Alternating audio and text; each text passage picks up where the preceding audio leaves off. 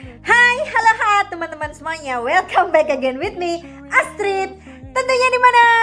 Di YouTube Astrid Channel Pastry Indonesia dan Belanda. Yes, Jeng Nong datang lagi ya, si Jeng Nonong.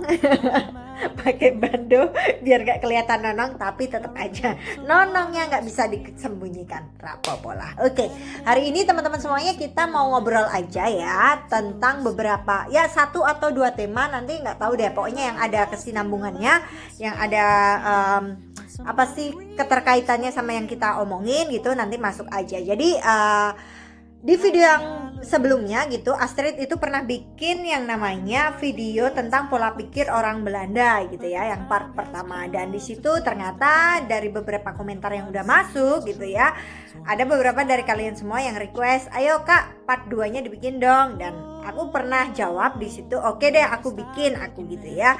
Jadi hari ini aku mau ngobrolin soal pola pikir ataupun kebiasaan baik positif yang biasanya orang-orang Belanda itu lakukan, yang menurutku ya, karena aku orang Indonesia gitu, dan ini bisa memberikan pembelajaran hidup buat aku, khususnya yang akhirnya aku juga ikut-ikutan gitu, berubah karena aku tinggal di sini juga, dan notabene lingkungannya ternyata orang-orangnya tuh seperti itu gitu loh. Jadi kayak orang Indonesia bilang itu kayak ketularan gitu loh, ketularan ilmu positif, ketularan ilmu yang baik dari lingkungan yang baik gitu.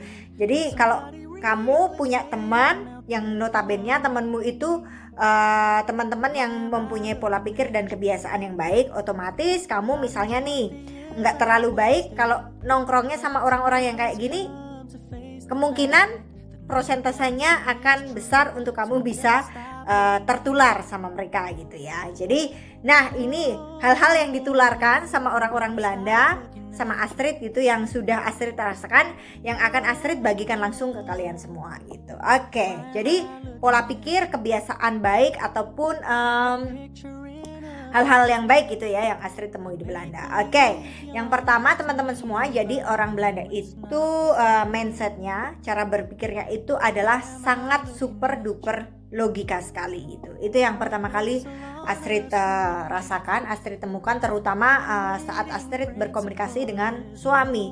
Dia itu percaya akan hal-hal yang mungkin tidak kasat mata gitu ya, tapi dia mempunyai pemikiran yang sangat logika sekali gitu. Jadi kenapa orang bisa dibilang orang Barat atau orang Eropa atau orang Belanda itu sangat susah sekali didoktrin atau dicuci otaknya dengan hal-hal yang menurut mereka itu nggak nalar gitu, nggak masuk akal, nggak akan masuk ke mereka gitu. Jadi nggak semudah itu untuk membelokkan cara berpikir orang-orang Barat dengan hal-hal yang kalau nggak nalar, nggak masuk akal, nggak mutu, nggak bakalan mereka bisa diubah secepat kilat gitu, seperti yang mungkin kalian sudah pernah dengar-dengar yang ada di Indonesia gitu ya. Apalagi kalau model dengan cara ditakut-takuti atau diancam-ancam dengan hal-hal yang menakutkan gitu. Itu kalau buat mereka itu nggak nalar, cara berpikirnya nggak masuk di dalam pola berpikir mereka, itu juga nggak bakalan mereka ikuti gitu. Mereka orangnya nggak gampang untuk mengikuti hal-hal yang tidak logika gitu. Tapi kalau ada orang yang mengikuti hal-hal tersebut tidak berlogika gitu, ya itu urusan mereka. Mereka jadi lebih kayak ya that is your choice gitu. Itu keputusan kamu, itu hak kamu untuk berpikir gitu ya. Saya hargai itu, cukup dengan menghargai, tapi nggak harus mereka mengikuti gitu, karena mereka sudah dibiasakan sedari mereka kecil, dididik oleh negaranya seperti itu gitu ya. Terus kalau misalnya kalian tanya, kak contohnya kalau misalnya logika sama enggak tuh apa, hal kecil aja misal. Kalau di kita kan di Indonesia itu biasanya makan gitu ya. Kalau aku sih dulu kalau makan itu sama orang-orang tua, sama mbah-mbah gitu, biasanya dibilang gini, Astrid kalau maem jangan di depan pintu ya gitu kan. Kenapa toh mbah? Bilang, kenapa sih mbah kok nggak boleh makan di depan pintu? Ora elok nek perempuan, nggak pantas gitu ya. jawabannya cuman itu doang. Kalau ditanyain gitu, kenapa nggak eloknya mbah, ya pokoknya nggak elok wes titik, cuman itu doang cara penjelasannya. Nah kalau misalnya hal itu kamu terapkan sama orang Belanda misalnya, ya kayaknya nggak mungkin juga orang Belanda makan di depan pintu gitu loh, misalnya aja gitu. Le jangan makan dong di depan pintu, ora elok misalnya gitu. Dan jawabannya sama seperti yang diberikan mbah atau ibu kita yang terdahulu gitu ya, uyut-uyut kita yang terdahulu seperti itu. Buat mereka itu jawaban yang kurang masuk akal gitu loh. Mereka akan lebih mungkin menerimanya kalau misalnya jawaban itu, kenapa enggak elok, kenapa nggak boleh makan di depan pintu? Oh, karena kalau kamu makan di depan pintu itu, pintu adalah tempat keluar masuknya orang, ya kan? Otomatis kalau kamu makan di depan pintu akan menghalangi orang yang mau masuk dan keluar. Misalnya hal seperti itu. Jadi lebih nalar penjelasannya gitu loh. Bukan hanya sekadar oke, nggak elok, nggak pantas, tapi lebih nalar. Itu akan lebih ditangkap oleh orang-orang Belanda, orang-orang Eropa dengan penjelasan yang lebih logika. Hal kecil seperti itu contohnya gitu ya. Terus orang-orang sini itu ternyata teman-teman semuanya, jadi mereka itu kalau di tempat kita gitu ya, kalau di tempat kita itu yes itu bisa berarti no, atau no itu bisa berarti yes. Jadi kayak ambigu, nggak jelas gitu ya. Kalau di sini yes is yes, no is no. Jadi ya adalah ya, tidak adalah tidak, tuh ya. Jadi jelas, nggak ada yang namanya jawaban ngambang. Ngambang artinya itu bisa ya, bisa tidak. Jelas kan? Kalau di tempat kita kan sering kayak gitu ya. Ini jawabannya yang pasti apa ya? Iya apa enggak? Enggak apa iya gitu kan. Kadang-kala kalau misalnya dia jawabannya kayaknya menuju iya tapi ternyata enggak gitu kan. Ya. Hal-hal seperti itu. Jadi orang sini itu lebih tegas, jadi lebih jelas gitu dalam hal pengertian ya atau tidak gitu. Jadi misalnya nih, karena kalau di Indonesia sih aku lihat ya, kadang kita tuh masih pakai unsur nggak enakan lah, terus ngerasa pokoknya masih pakai hati gitu ya. Kalau misalnya mau kayaknya gue nggak bisa nih, nggak, tapi ya udah deh jawab iya gitu kan, masih pakai unsur-unsur kayak gitu. Jadi kalau di sini nggak ada kayak gitu teman-teman semuanya. Jadi sudah dipastikan kalau iya nggak. Misalnya kayak apa Kak Astrid? Misalnya nih kalau di Indonesia misalnya nih kayak ada janjian gitu ya, besok bisa enggak datang buat arisan misalnya, acaranya besok jam 6 pagi, jam 6 sore, jam 3 sore misalnya gitu ya. Teman-teman semuanya pada datang semuanya ya.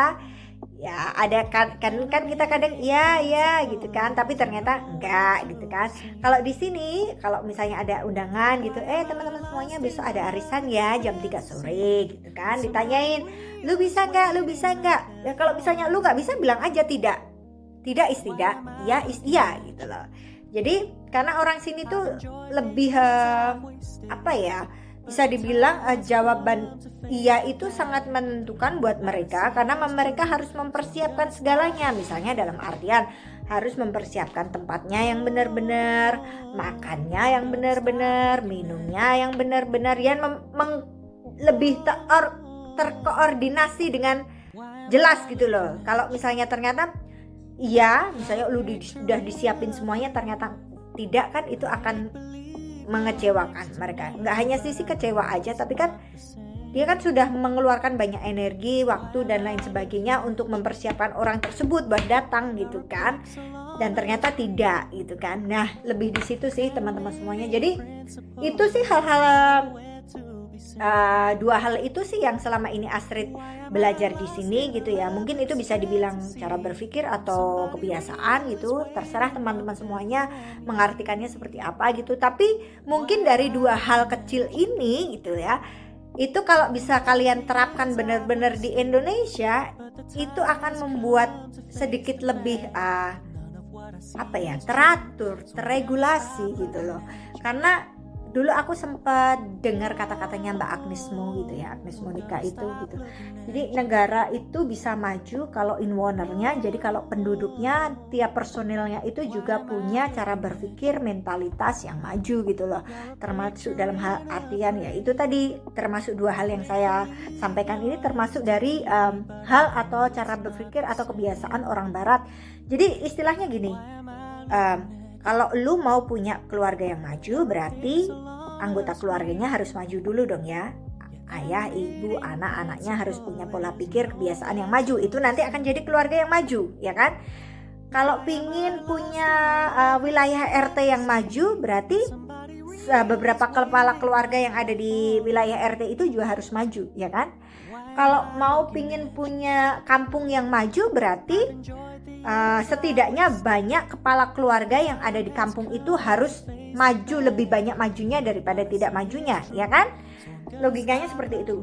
Sama aja dengan negara. Kalau lu pingin negara lu maju, berarti lu harus punya kebiasaan yang maju dan cara berpikir yang maju juga. Nah, salah satunya seperti itu teman-teman. Jadi kalau kalian pingin menyupport, ini lebih lingkup besarnya ya, keluarga kalian dulu aja atau diri kalian dulu aja. Kalau kalian pingin menyupport diri kalian maju, ya kalian dulu biasakan dengan cara berpikir dan melakukan kebiasaan-kebiasaan yang maju gitu ya. Yang udah beberapa Astrid pernah sampaikan di video-video Astrid tentunya gitu. Dan sebenarnya masih ada sih hal-hal lainnya yang mungkin ini juga sangat penting buat kalian. Yang terakhir sebelum Astrid tutup ya, ini yang membuat Astrid amazing banget, karena Astrid ini datang dari luar yang notabene secara bahasa gue gak ngerti banget bahasa Belanda. Gue harus belajar dari nol. Oke, ada beberapa kata bahasa Jawa atau bahasa Indonesia yang mirip atau sama dengan bahasa Belanda, tapi it's not all the word is same like Indonesia, bahasa Belanda gitu ya. Nggak semua kata-katanya itu pasti sama dan kita harus punya niat. Nah, oke, jadi cerita yang mengejutkan waktu Astrid pindah di sini itu kan Astrid harus belajar bahasa kan teman-teman semuanya. Jadi bahasa Belanda itu lumayan agak cukup sulit sih bisa dibilang, karena ya oke, memang ada beberapa kosakata bahasa Indonesia itu sama atau hampir mirip atau benar-benar memang sama gitu ya dengan kosakata yang ada di Belanda, tapi ya memang harus belajar semuanya gitu kan. Nah, kalau di kita nih kebiasaannya biasanya kalau ada orang nih mau belajar bahasa Inggris, dia ngomong pakai bahasa Inggris, pasti deh beberapa dari kalian, nggak semuanya ya, pasti ada yang nyeloteh kayak gini, ih orang dari kampung aja pakai bahasa Inggris, belaga lu ya. Kalian nggak sadar kan? Kata-kata kalian seperti itu sebenarnya itu menjatuhkan mentalitas orang lain yang belajar untuk pingin maju. Sedangkan coba kalau misalnya Astrid di sini tuh, Astrid nggak pernah loh ya dengar satu orang pun sewaktu Astrid belajar ngomong bahasa Belanda ada orang yang nyeloteh kayak gitu. Ih, orang dari Indonesia, orang dari kampung belaga belajar bahasa Belanda. Nggak ada yang seperti itu.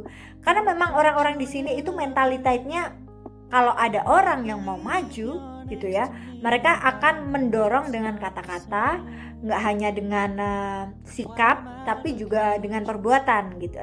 Nggak hanya dengan kata-kata tapi dengan sikap atau perbuatan gitu ya. Jadi hal seperti itu teman-teman yang Astrid sampaikan ke kalian semua ya, itu juga bisa kalian praktekkan gitu. Kalau ada teman dari kalian atau keluarga kalian yang mungkin belajar bahasa Inggris atau bahasa lainnya gitu ya, mereka pakai salah-salah mencoba untuk belajar praktek gitu, ngomong ada salahnya ya, kalian jangan menceloteh seperti itu. Ih belaga lu ya, dari ini aja sok ke Inggris, sok ini, jangan kayak gitu. Mereka itu berusaha loh, harusnya kamu mendukung. Oh ya, that's good. Boro-boro daripada kalian itu menjatuhkan secara kata-kata, kalian ikut belajar. Jadi sama-sama kalian itu belajar untuk maju gitu. Belajar bahasa lain itu belajar untuk maju juga loh ya. Jadi kurang lebih kayak gitu sih teman-teman semua yang bisa Astrid hari ini ngobrol sama kalian semua tentang mungkin cara berpikir atau kebiasaan baik yang menular ke Astrid, yang akhirnya Astrid ingin menyebarkan juga ke kalian semuanya gitu, terutama buat kalian yang sudah subscribe ataupun yang belum subscribe gitu yang nonton video ini. Oke, kurang lebih kayak gitu teman-teman semuanya. Jadi thank you so much buat kalian yang udah nonton video kali ini. Kita ketemu di video berikutnya tentunya di YouTube Astrid channel Pasutri Indonesia dan Belanda. Thank you so much for watching. Jangan lupa untuk subscribe, like, comment, and share. Oke? Dah. Nah.